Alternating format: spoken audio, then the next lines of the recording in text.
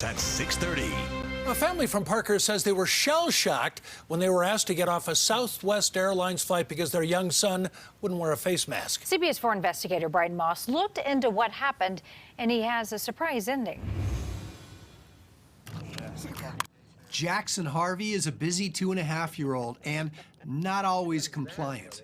I said, ma'am, he's 2. On April 1st, the family boarded a Southwest Airlines flight from DIA to Texas, headed to a wedding reception. But when Jackson would not wear his mask, the family was asked to get off the plane. It felt very unfair. It felt very wrong. I said, you're kicking us off the flight. Do you understand the flight attendants, why they said what they said and why they did what they did? Do you understand that? 100%, I get it. Michelle Harvey says there was no flexibility, no wiggle room. We walked off of that plane in a daze.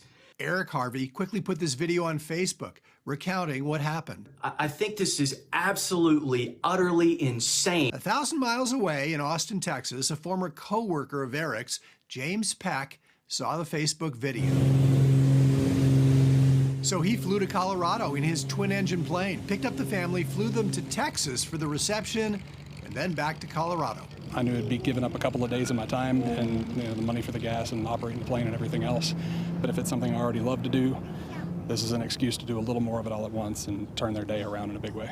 And I was blown away. While the family says they were overwhelmed by Peck's kindness, they say they're skeptical of mask regulations, which they believe are enforced inconsistently. The mandate's pretty ridiculous, 2 years old. Southwest refunded the family's flight costs and said it regrets the inconvenience, but federal law requires all customers to and over to wear a face mask on board the aircraft. What are you doing, silly boy? The Harveys say they don't mind complying with mask mandates.